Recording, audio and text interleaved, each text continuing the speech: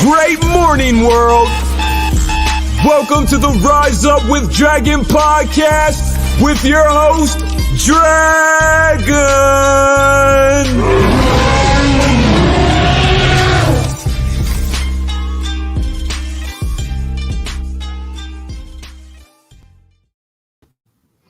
Great morning, world. Great morning, chicken. Good morning. How are you? Very good. And you're speaking into your microphone over there, which is not hooked up. Oh, I'm sorry. But it looks good. Chicken leaned into a microphone and it's dead. Maybe we shouldn't even tell her. But anyway, I'm very excited about this morning. And as always, I say that every day. I'm very excited about this morning. Yes, great morning, Tina. So as a reminder, my name is Dragon. This is the Rise Up with Dragon podcast. We've got a very special guest here today, but this is actually streaming live. It's a morning show, and it loads to the Rise Up with Dragon podcast found on iTunes and all the other platforms. So we always appreciate when you go there, give us a rating and give us a review. This is being streamed live, and one of the reasons why I stream this live as well is because I want people to have the opportunity to see the live format before we cut it up and edit it and all that. And it also gives me the opportunity to step into an uncomfortable zone. We're going to meet someone that's going to tell a very inspirational story, once again, of overcoming adversities. But I just want to remind everybody that one of my biggest adversities as the Dragon, which comes to most people as a surprise, is that I suffered dramatically with anxiety and depression and all these wonderful things that a lot of people struggle with. And the source of my anxiety was ironically public speaking. So I made a decision a long time ago, and I'm sure Aaron, our guest, is going to appreciate this idea. When you have an obstacle, you have really two choices: to either run away from it and avoid it and, try something else, which I think is one of the big problems in our world today, is kids think that it's a competency issue, that, if they're not good at something, try something else. Or you can decide to push through it and face your fear, become friends with the monster in the closet. So that's what I decided to do. So 8-9 years later, I find myself going live and speaking, pre-pandemic in front of crowds of 11,000 people, but it's important that everybody know that it scares the shit out of me still. So I'm still always working on it. So very excited to have a special guest with us today. One of the things that I like to provide on the Rise Up with Dragon show and podcast is I love to unveil and unpack concepts that we have. And one of the concepts that we very, very often talk about is obstacles. Some people say that obstacles are to be avoided, and some people say that obstacles are the way. If you read any success story, I don't think you'll ever find a success story where the person says, at all costs, avoid obstacles. What you'll find is they'll in some way, shape, or form say, I pressed through and I persevered. So our guest today is just an amazing man who I met ironically through Clubhouse. And by the way, for some reason, our Clubhouse is not working today. So for those that are trying to get into the Clubhouse room, it didn't work for some reason. Right. Aaron and I had technical problems in the beginning too. So it's just one of those days. But let me just tell you about Aaron Golub. Aaron, basically unbelievable man. Just another story that just was going to blow you away. He became the first ever legally blind athlete to play D1 in a D1 game, and at a school that I have lots and lots of friends at, and that's Tulane University, on their football team. So just stop for a second there and just embrace that idea of, okay, legally blind football. He was actually captain his senior year and went on to become an NFL free agent. When I read this story, I said, okay, cool. This is interesting.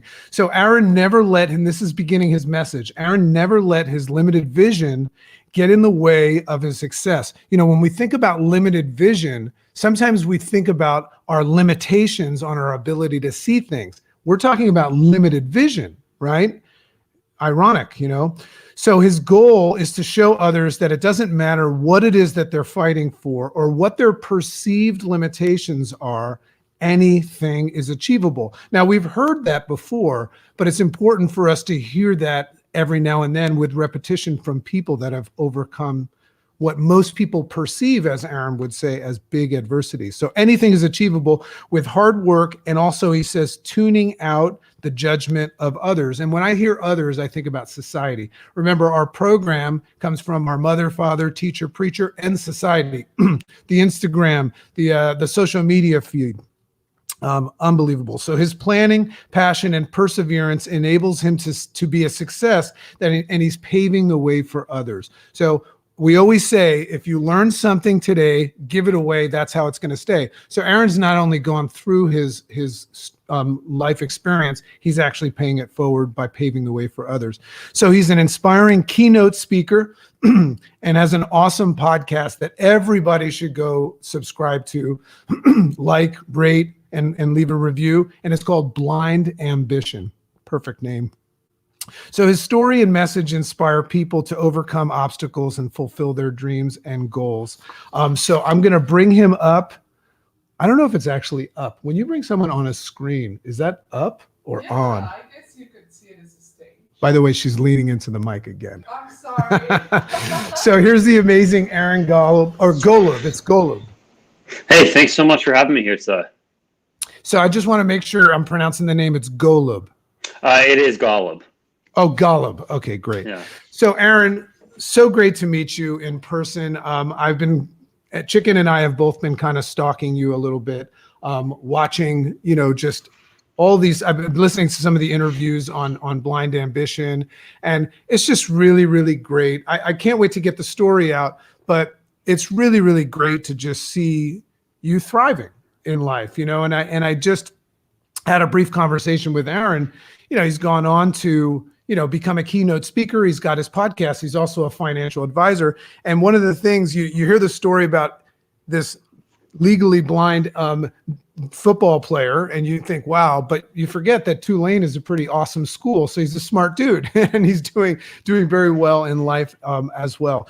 So Aaron, let's first unpack this idea. I have a tendency of looking at obstacles, and my perception of them now is that they're gifts, but I'd love to, because I believe that you were born with something called Peter's anomaly, right? Yeah. That's what it is. So take us back and just maybe explain a little bit about what that is and how that played a role in you losing your vision and what it was like for you to grow up as a child. Yeah. So I was born, like you said, with Peter's anomaly. And so I was born legally blind. And so I've never had vision in my right eye, and I've always had extremely limited in my left. It's like looking through a hole that's, maybe half the size of a dime. And then through that hole, my vision is about 2200. So if you have perfect vision and you have 20/20 vision, well, you would see it about 200 feet away through that eye. I would see it probably about 20 feet away from that tiny hole. And that's what my vision has been my entire life. I've grown up with it. I've known nothing else. And, I do agree with you. I say all the time, I'm so thankful and so blessed and so grateful that I was born legally blind, because it's allowed me to do incredible things, meet amazing people, and have outstanding experiences. And I wouldn't be the same person I am today if I wasn't legally blind. And I've been able to take that disadvantage, challenge that obstacle, and turn it into my greatest advantage, my greatest asset. Yeah, exactly. And it's a little easier on this side to refer to something like that as a gift. But growing up as a child, I would assume, because you said, free from the judgment of others, just what were some of the challenges? Because when you're born, you don't know, right? You're born and everything just seems like they're supposed to be. So what was it like growing up? Because here's what I'm thinking. What I want to know is, how did this kid grow up and not only learn to manage this, but also overcome it to the level where he went and looked to excel at something that required vision? So as a child, what were some of the challenges and adversities you had to overcome and face? What were your parents like? I read a little bit about, seems like your parents basically instilled some of these values in you as well. So, how did this child grow up, and what was the environment like where you made a decision to overcome it? And I would assume that it wasn't easy. Yeah, I think from an early age, I was thankful that my parents, would not just do things for me. You know, if I had trouble, let's just say tying a shoe or making something to eat or whatever it may be, they would allow me to struggle and challenge myself, and they'd rather see me take extra time and learn how to do it on my own than just do everything for me. Because if they did everything for me, I would never learn, I'd never be successful, I'd never be able to do things on my own. So I'm thankful for that. And I think that, you know, there were a lot of challenges growing up. I wasn't the most athletic kid. I wasn't the most confident kid. I was often picked last for sports or just struggled with these small minor things. And I think it definitely took time. It took me getting into football to really learn, have that confidence to become that athletic person. And, you know, from then on out, I think that the biggest reason people think of their challenges or their disadvantage as their challenge and as their disadvantage is because they care way too much about what others think. And I think that's the same as, you know, why someone won't start a business or why someone won't start that project that they want to do because they're too worried about what someone else will think. And I think what people need to realize is who cares? Like I genuinely don't care what other people think about what I'm doing. I mean, yes, I value people's opinion or I respect people's opinions, and everyone has an opinion to respect. And certain people's opinions I truly value and care about. But at the end of the day, if it makes me happy, if I'm creating success for myself, if I'm helping others, it doesn't matter what other people think. And so many people are really worried about what others' opinions are. And that's the biggest thing that's holding them back. Yeah. And I love that you said that. You know, one of the things that I learned, and I teach a lot of people, is that, you know, once you make a decision, and this is where I want to go next, once you make a decision on what it is that you want and you place enough value on that decision, that becomes your business. You know, when I look at what I'm in the business of, I mean, I've got my financial business. We have a health coaching company, but that's not what matters most to me. That feeds what matters most. But I've got my wife, my children, we're adopting a little girl. We've got all these people, these thousands of coaches that we take care of and all this stuff. So I'm in the business of moving that and my life forward. So when I look at what I've been programmed to believe, like you said, the judgment of others, I realize that what other people think about me very often is none of my business. So I love that. So let's look at, I mean, because from what I understand, I couldn't find any information about when football started. I know you played in high school football, and I know you had a great relationship with that coach. But when you first started football, how old were you? I was in seventh grade. Seventh grade. Okay. Yeah. So what made you, like, what was the conversation like with your parents? What made you decide to not only play sports, but choose a sport that had with contact on it? You know, how did that transpire right there? And why did you decide on football? You know, I think that people see football as a challenging sport for someone with little vision to play. And I think it's honestly quite the opposite. Yes, I couldn't be a quarterback and I couldn't be a wide receiver. But, you know, growing up, I tried lots of sports. I tried baseball. I tried basketball. I tried, you know, any sport under the sun, honestly, that you can think of. And, you know, baseball didn't work out for some of the obvious reasons. I couldn't catch a fly ball coming at me. I couldn't hit a ball being thrown extremely fast at me. And for football, when I started, I was a center and defensive tackle. And so it was really easy at that young age. It was just hit the person in front of you. You know, everyone's learning. No one's good. It's about being a part of a team, learning the game, and acquiring those skills. And so that was fine. It was a fine position. It wasn't until probably sophomore year of high school where I took a look at it, and I was a third string junior varsity center and defensive tackle, and I hated it. I wanted to play. I wanted to start. I wanted to play in college. And at that time, if you're a sophomore in high school and you're going to play a Division I sport, I don't care if it's football, basketball, swimming, baseball, soccer, whatever it may be, you're either starting on varsity or you're playing a lot on varsity. And so I had to make a decision, and it was how can I find a position that I can be good at? And I found long snapping, and I said, if I can get good enough at this, then I might have an opportunity. And second, it was I need to work 10 times harder than everyone else if I want to be as good as them. And, you know, for the next several years, I woke up at 5 a.m. every day. I went to school. I practiced long snapping. I went to school. I went to practice. I lifted weights every day after school. And it was just that consistency and that compound effect of doing this every single day that added up to allow me to be one of the top long snappers in the country, be one of the top prospects overall in Massachusetts, and eventually get college offers. So that's what's fascinating to me because once again, perceptually, everybody hears your story and they say, wow, this is amazing. But your message is that anybody can do this. It's one thing to actually be born with a disadvantage, which is still a perception. But I think most people out there that are not blind have what we call learned helplessness. They've bought into this idea that they can't do things. So that's what's so great about a story like yours is you actually have something that put you at a disadvantage and still pushed through.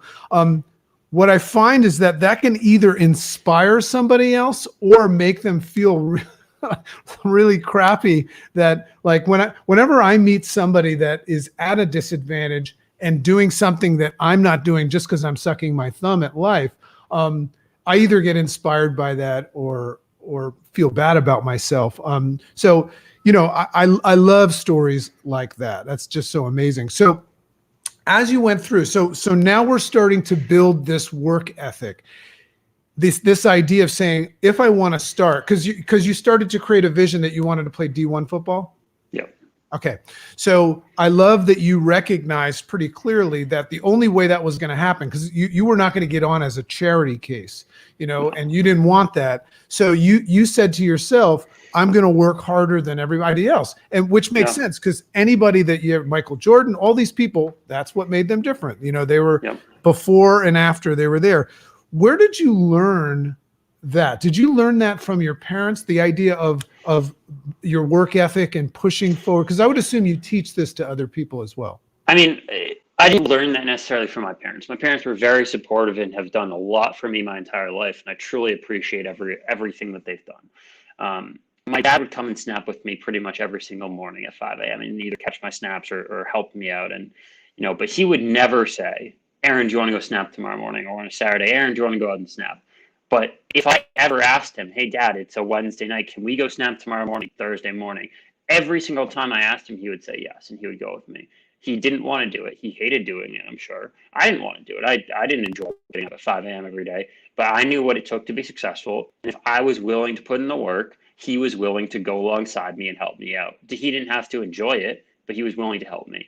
I learned, I think, the work ethic aspect from another parent and a close mentor of mine now, actually. His name's Steve Burton, and his son was a quarterback on my team, and his son actually plays in college now on Division I team. His entire family has played either Division I or professional sports, and Steve was a quarterback at Northwestern, and I learned from him the amount of hard work it truly takes to be successful. If I had a bad snap, he would look over and tell me push-ups or go run a lap or something. He was someone that I, A, didn't want to disappoint and B, really looked up to. And I think I learned that work ethic from him. But I think at the end of the day, so many people think that they need to rely on this external motivation. And that's so not true. You need to have internal motivation. If I go into the gym and I say, I want to squat 500 pounds today, yes, I'm going to think about something that gets me upset, gets me mad, because I need to be motivated for the next 30 seconds, 90 seconds, whatever it is. And that's what helps you get through that instant of that next minute, and that's fine. But if you want long-term success, long-term growth, external motivation is never going to get you there. It's only that internal motivation. I think one great example is, people always talk about like Tom Brady. First off, I'm from Massachusetts. I think he's the best football player of all time, and do not want to argue that with anyone because you'll lose. But I think that people focus on him and say that, oh, he was so in the draft, that must have motivated him to win 7 Super Bowls. No, that didn't motivate him at all. That probably motivated him the first training camp to prove himself and be a player on the Patriots.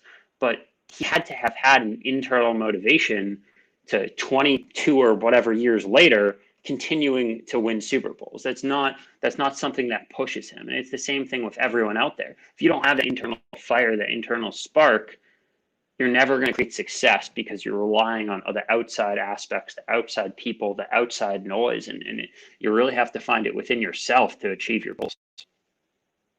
So I love that. And you know what? I'm going to tell you right now that I'm not a Tom Brady fan. However, you're right. I'm not going to argue on that. And my friends that are Tom Brady haters would probably hate me for saying this, but they know I'm right as well. So I love this idea of internal motivation, because whenever I look at external motivation, it's a comparative reality type of motivation where I'm being motivated by what I think I'm supposed to be motivated by. So you're speaking a lot about that, but like, let's go inside of Aaron Golub. What are you internally motivated by? Because that's what it is for me. I feel, Aaron, that a lot of people, and it's probably the external motivation, a lot of people are trying to become successful in the eyes of society. And that is a challenge because that's an external motivation. Yeah. But when somebody makes a decision from the inside out, it's usually driven by something. This desire that you've always had to be significant or accomplish or make our father proud. Or, for me, I'm internally motivated by being a good father for my children. I want my kids, like whenever I go out and I hustle, I want my kids to say, that's my dad. So what is the internal motivation that you have? Well, I think the issue there, and just to step back a second, is so many people focus on like, I need to prove someone else wrong. I need to prove this person right because they believe in me. And that's the wrong way to think about it. Like, who cares what anyone else thinks? It doesn't matter. Everything I think of, I'm trying to prove myself right. Like, I don't care. I'm not trying to prove anyone wrong with anything I accomplish. I'm trying to prove myself right that I could play Division I football. I'm trying to prove myself right that I could be a team captain. Now I'm trying to prove myself right that I can be one of the top and most sought after, well-known speakers in the world. I'm not trying to prove anyone wrong. And I think that a lot of people focus on, oh, someone said I can't do this, I need to prove them wrong. And that's not the way to think about it. You need to think about what do you want to prove yourself right at, because that's what you truly care about. I love that. And you're so right. I think a lot of people are motivated from getting away from something they don't want rather than moving towards something that they do want. That's when you get up to the top of the mountain and you meet this little group of successful people and you interview them, they all say the same thing. So I have a question, and this, I was a football player. And ironically, Aaron, I was a nose guard. So I played linebacker and nose guard. Specifically, nose guard was against the long snapper. And I know what's going on in that space where what I'm thinking as a nose guard is I'm going to do everything I can to screw this guy up and at least push forward right after he snaps. But I didn't play D1 football. So I know what D1 football players look like, specifically defensive linemen. What I want to know, because I've watched you snap, and you're not just a good snapper, you're like a sniper with it. How did you handle, because you said before, seems easy, snap the ball and hit the guy in front of you, but the guy in front of you has full sight and he's coming at you at an angle and he wants to knock you down. How do you do that? So I think two things. First off, when I got up to snapping the ball wasn't something I thought about. I did it 10,000 times. It's like a golf swing. If you do it that many times, you understand where it's going to go, what's going to happen. I could release the ball off my fingertips and tell you if it was going to hit the punter in the chest and stomach, on the right hip, on the left hip. I knew exactly where it would go. It wasn't something I even thought about. It wasn't something I worried about. I knew I got down, I snapped. I knew exactly where the ball would go. I was very fortunate that I had one of the best guards in the country on my team, and he would never take it easy on me. He was on the Rams. Now I think he's on the Bills. I forget where exactly, but he was a phenomenal athlete and still is, and a big guy. I went up against him every day in practice, and I think that truly helped. But at the same time, I wasn't taking it easy. I was lifting a lot of weight. I was lifting with, the linebackers, the running backs, the linemen, I wasn't one of those guys that would lift with the specialists or the quarterbacks or the wide receivers. I was trying to be one of the top bench pressers or power cleaners or squatters on the team. And so I would drive myself every single day in the weight room. And when it came to a game situation, I knew that my guards on the side would help protect the inside gaps and they would help cover me. But it wasn't like I was a weak person or a weak athlete. Yes, I was, 215 pounds and I was going against the linemen who were probably 315. But at the same time, I was going up against people every day at practice that were that size and that weight. And secondly, just because they have that much size on me didn't mean that a lot of them were stronger than me. I was, and still am, someone who really attacks the weight room and loves that. And because of that, it gave me a huge advantage. That's amazing. Well, once again, here I am. I get sucked into this thought that you were at a disadvantage. And once again, you just said, well, I just worked my ass off. That's how it did. So I understand that, you have this ambition and this message, as a keynote speaker through your podcast, Blind Ambition. What is your message for somebody? Because here's what I refer to. What you and I are doing right now is we're providing our listeners with a jacuzzi experience. And what I mean by that is everything makes sense when they're listening to Dragon and Aaron have a conversation and they're going, yes, totally, I agree, and all that. But as soon as this show ends, their version of Legally Blind shows up again. So what is your message? Because, one of the things that I say to people is learning is a great thing, but learning without action is actually just a distraction. Yeah. It's when you take action that you gain traction. And I got that from Nir Eyal, his book, Indistractable. Have you read that book? I have not, but it's a message that relates to me. I know, Tony Robbins is where I got this from, but people always go to the quote, like, knowledge is power. That's not true. And Tony talks about this. Action is power. Knowledge leads to power, and knowledge is a great thing. But no one ever accomplished a goal by thinking of it. It's by taking action. I love that. I love that. Chicken loves that too. You just got a chicken love. Yeah. Just tell me what it is that your message is, because the majority of people unconsciously are going to go back to sucking. That's why I always embrace the suck as my shirt. What's your message? Not necessarily just of hope, but what's your message to that person that kind of already knows that they're not going to push through because they don't believe they can? I think a couple things. First off, everyone has a disadvantage, a challenge, an obstacle, a disability. Yours is probably different than mine. You're probably not legally blind. Who knows? You might have a different disability, or it might just be something else. You might come from a broken home. You might be an alcoholic. You might have just lost your job, be trying to pay your rent. Whatever your challenge is, if you think of it the right way, if you have discipline, if you have the right attitude, if you have the right mentality, you can turn that disadvantage into your greatest advantage, your greatest asset, your greatest resource, and accomplish great things out of it. I think secondly, a lot of the time that people are not interested in success or putting in that time or that discipline or that consistency because they're not passionate. They don't love what they're doing. I think that having that enjoyment makes life so much easier. If you wake up on a daily basis and hate your job, it's going to be a lot harder to get promoted. It's going to be a lot harder to make more money. It's going to be a lot harder to spend that time with your family because you're miserable throughout the day. In everything I do, in speaking, in finance, in podcasting, in everything, I genuinely love every single part of my life. It's very rare that I wake up and I say, I really don't want to do this today. It's very rare that would happen. I love every single part of what I do. And if I ever stop enjoying one of it, if in 7 years from now I decide I really don't like speaking anymore, it's not something I want to do, then I'll give it up. I won't do it anymore. I don't see that happening. I love the excitement, the thrill, the enjoyment, the adrenaline of being on stage. I don't see that ever happening. But if that ever did happen, I would give it up. I'd find another way to make money. There's so many ways that you can make money in this life if you really put time and heart and energy into it. I love that. So is it safe to say that you're saying that the first action step might not be to necessarily take action? It would be one step before that to create a compelling goal that you're actually passionate about. Are you saying that most people, the reason why they'll go back to refraining from pushing through is their goal is not valuable enough? Is that what you're saying?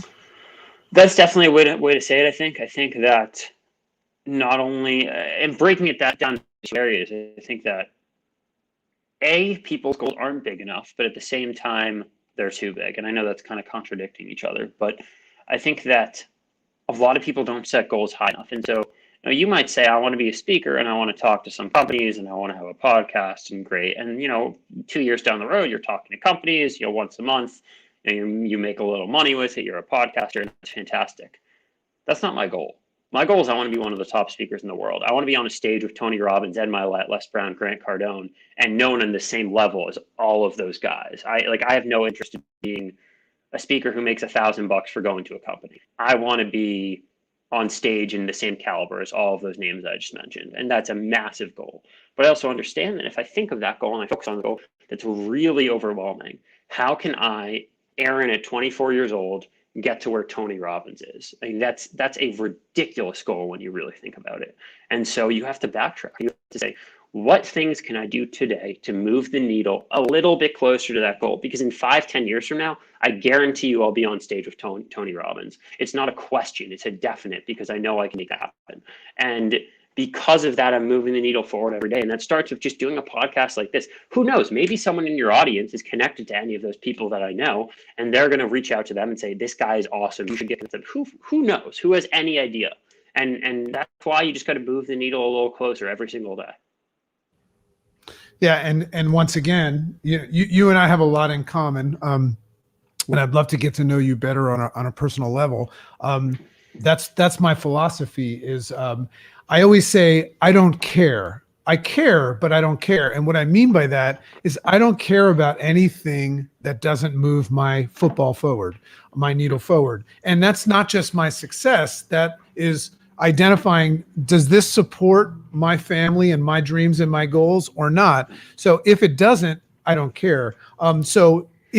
Once you embrace that, of course you're going to be on stage with Tony Robbins and all these people. In fact, they might even be on your stage one day. Why not? Right? Exactly. It's actually not a ridiculous goal, because ask any of them when they were in your shoes trying to get on somebody else's stage, how ridiculous they thought it was. So it's just this mindset. Did you want to say something? No, I completely agree. I think it's super important to think of it that way. And I love that sentiment there. So coming kind of to the end, and I've got a couple of questions that I want to ask you, but just as a quick reminder, everybody, reach out to Aaron. He's very, very responsive on his Instagram. He's got a great Instagram account. Just look up Aaron Golub, and that's AARON GOLUB. Go to iTunes or any of the platforms and subscribe to Blind Ambition. And please do him a favor, because you're going to love what you hear. So give him a rating and give him a review. I've already done that. And if you want to learn more about his story and see some of the videos and the press and learn, because one of the things you'll see is when Aaron was playing football at Tulane, he was jacked. I mean, he's in great shape right now, but he was a beefy guy. So just go to aarongolub.com. So Aaron, my first question before we close out is, what's next for Aaron? I mean, obviously you have this ambition, but what are you working towards right now? What's the next thing that we're going to see Aaron Golub do? Yeah, I mean, there's a lot, and when you break it down, you have to find small areas. And so what I have coming up right now over the next 3 months, I have actually 6 or 7 TED Talks booked. And some of those are in person, some of those are virtual, but that's kind of the next thing that I'm doing, just to add to my resume, get me more credibility. At the same time, I'm also writing my first book, and that's hopefully going to come out later this year. And that's just adding more to my credibility, reaching out to more of an audience, and really looking forward to those 2 things, just so I can use that to help boost my career. Awesome. And my last question, and I ask this to almost everybody, what is Aaron Golub afraid of? I think the only thing that I'm ever afraid of is getting to the end of my life and looking back and realizing that I chose the struggle of regret over the struggle of discipline. I think that everyone has that choice in life, and that's not something I want to face. I do the struggle of discipline every day because I don't want to be 95 years old and regret not doing and accomplishing some of the things that I could have done. And because I don't want to face that struggle of regret, I'm disciplined every single day, and I do whatever I can to get there. I love that. Because that's kind of the whole concept of embracing the suck, the obstacles away.